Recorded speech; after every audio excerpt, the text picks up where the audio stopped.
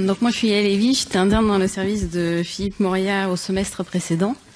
Et donc je vais vous rapporter une histoire qui s'est produite au mois d'août. Donc c'était Liam qui était âgé de 3 jours quand on l'a reçu dans le service.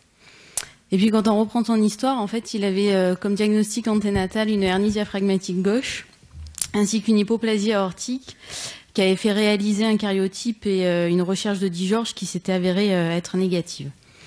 À la naissance, du coup, il naît sur Pellegrin, en réanimation au niveau 3, où la naissance se fait par césarienne parce que la maman présente des métrorragies, mais il est à terme. Il fait 3,5 kg à la naissance et mesure 45 cm. Et puis, il a une adaptation à la vie extra-utérine assez difficile avec des Apgars assez bas et un pH au cordon avec une acidose métabolique.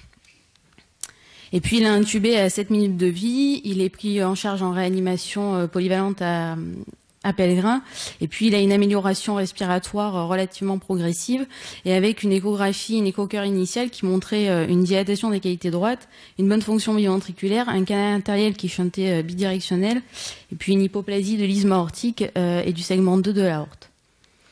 48 heures plus tard, il est pris en charge par les chirurgiens de sa hernie diaphragmatique. Initialement, ça se passe bien. Et puis, en post-op immédiat, il présente une dégradation majeure respiratoire avec une nécessité de mettre du NO à très forte 40 ppm.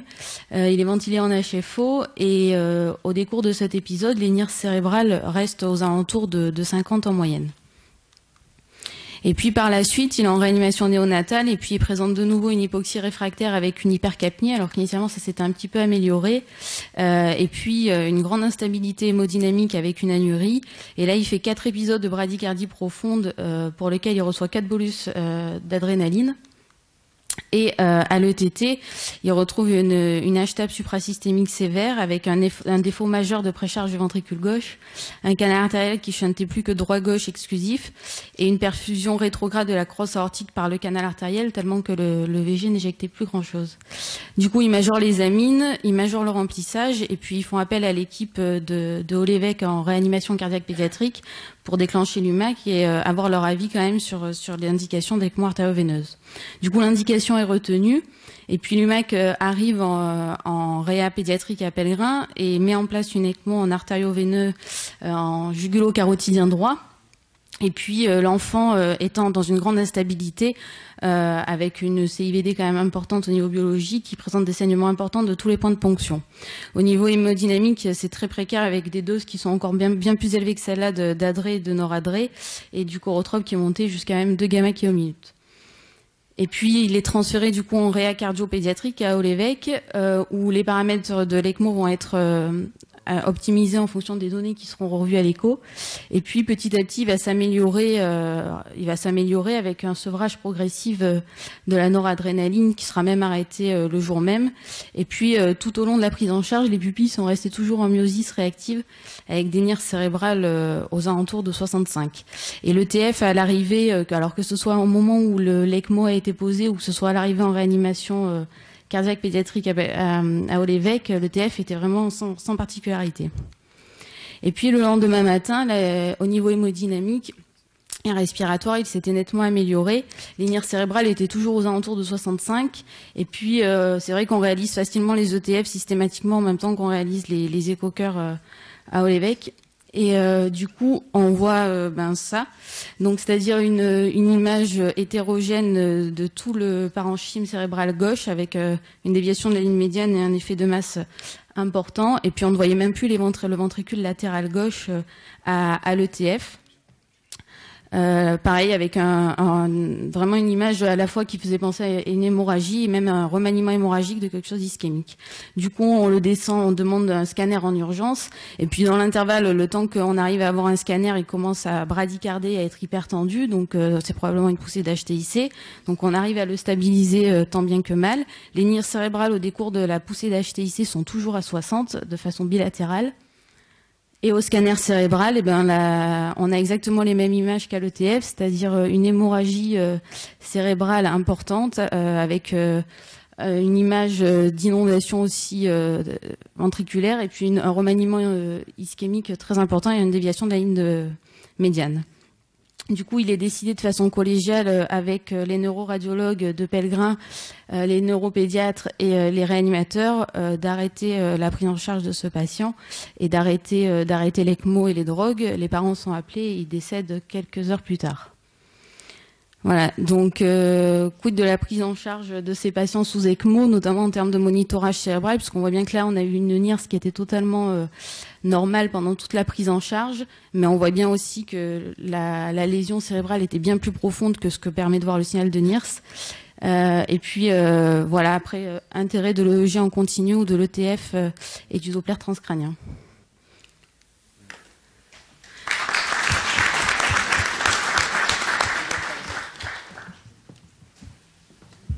Oui, ben, encore une fois, j'allais dire, on pose les mêmes questions. Je voulais juste rappeler des points quand même qui sont très simples. La NIRS observe 2 cm3, un de chaque côté, en termes de saturation cérébrale. En aucun cas, c'est un signe de souffrance cérébrale globale.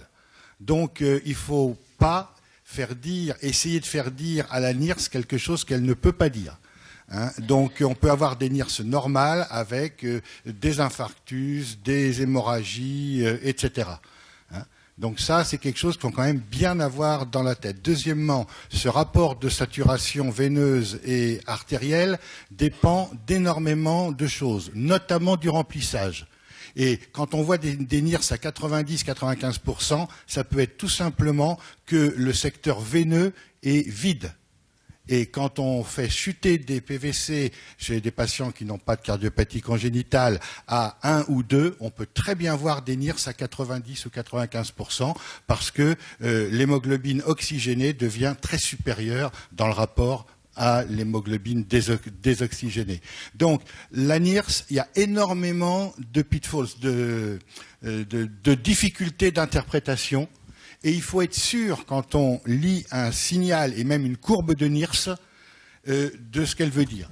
Et c'est pour ça que sur les 5 appareils dont on dispose à l'heure actuelle, il y en a 4 qui sont particulièrement incomplets.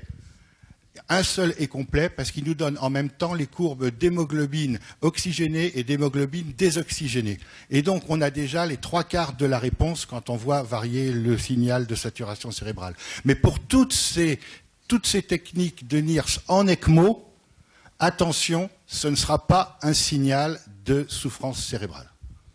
Voilà. Après, je pense qu'on aura toute l'après-midi pour en parler. Fred, si tu veux commenter ces images éloquentes, là c'est peut-être...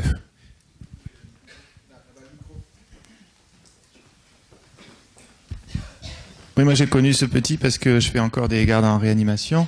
Et la première chose que je voulais dire, c'est que c'est le cardiopédiatre qui a fait le diagnostic avec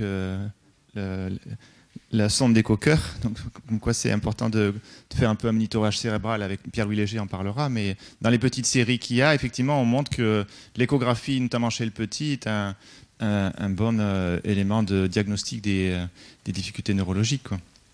Et la deuxième chose que je voulais dire, c'est qu'en rediscutant bien avec les radiopédiatres, c'est vraiment un saignement hémorragique artériel, parce que les contours vraiment de l'hématome sont très très nets et globuleux comme ça, alors qu'un saignement veineux sur une hypertension, sur une thrombose veineuse, il y aurait vraiment un saignement en nappe plus diffus.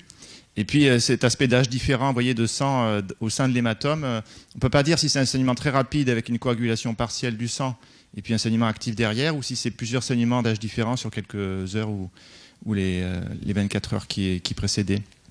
Et pour conclure, je dirais que c'est un peu des cas un peu inévitables. Dans les petites séries qu'il y a dans la littérature, ils montrent bien que plus on est petit et plus l'ECMO est longue, ils disent aussi, plus on a ce risque de saignement inévitable. C'est 5 à 10% des patients sous ECMO, des petits.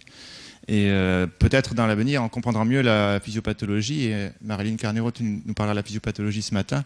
Des AVC, on essaiera de réfléchir à des moyens de neuroprotection meilleurs, parce que c'est certainement la sommation de problèmes de variation tensionnelle, de médiateurs de l'inflammation. Enfin, Marilyn nous en parlera tout à l'heure. Mais...